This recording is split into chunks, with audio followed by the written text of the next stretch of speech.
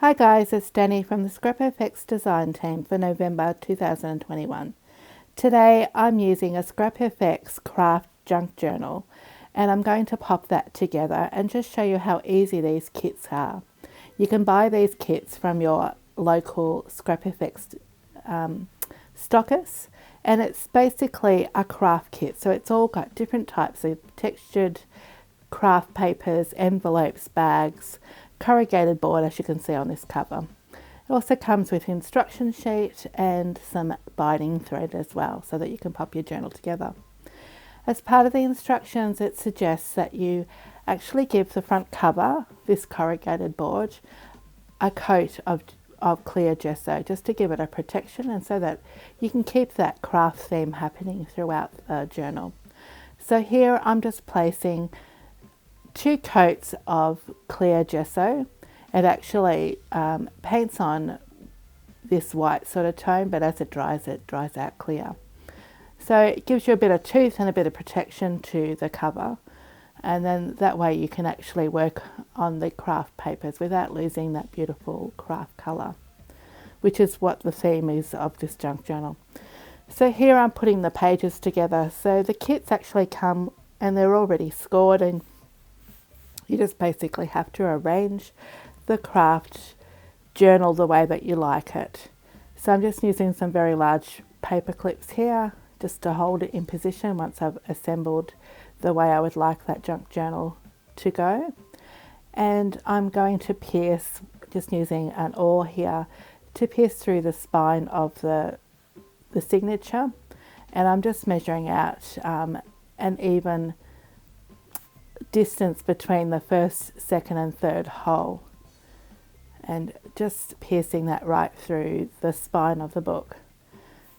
Now in the center of the book has this beautiful butterfly which is cut out, and so I wanted that to be my center.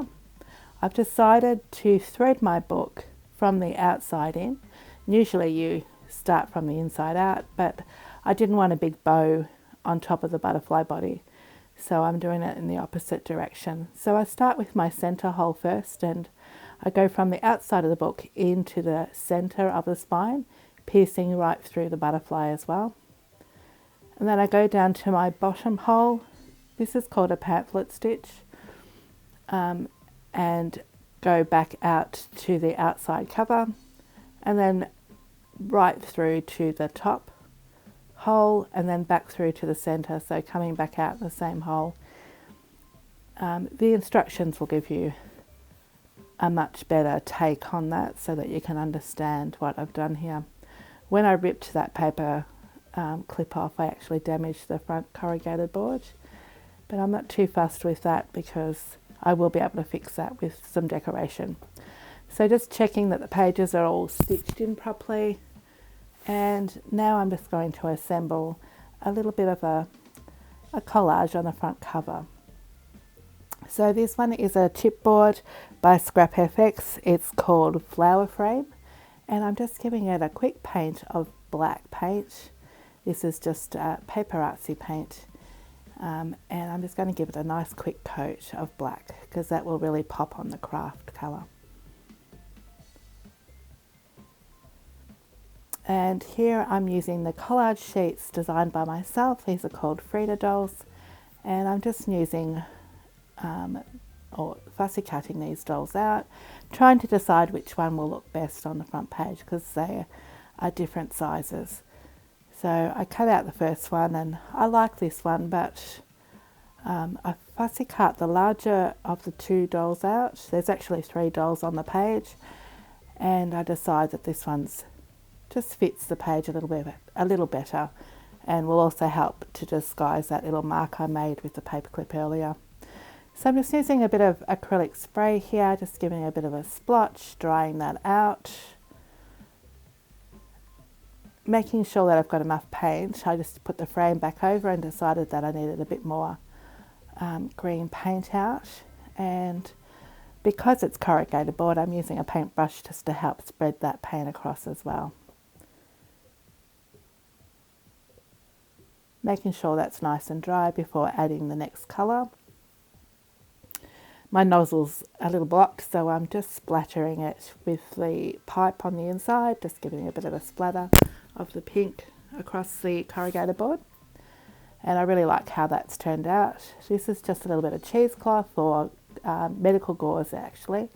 And I'm using a little bit of matte medium here to adhere the gauze down onto the front cover. So I've placed a bit of glue down onto the cover and then over the top of the gauze as well. And that will just give it a really good adhesion to the cover.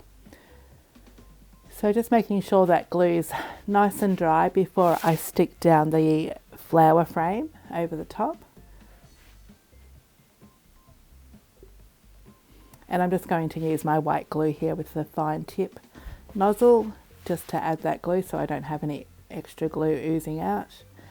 Once I'm happy with where I'm arranging my Frida, I've decided that I would use some colour pencils just to brighten up the colours on the collage sheet. So I'm just adding a little bit of touches of colour with the coloured pencils just to brighten her up a little bit more so that she really pops off that craft paper.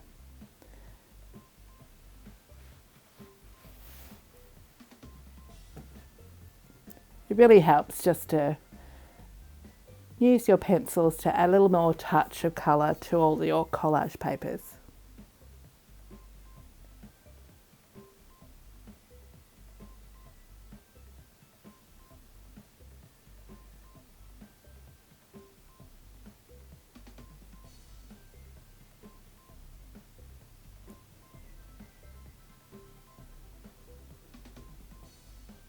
Just adding a little bit of green and blue here to the fern, just to make that pop as well. And then once we are finished with the colour pencils, I'm going to glue her down with a little bit more of that white glue in the finer nozzle.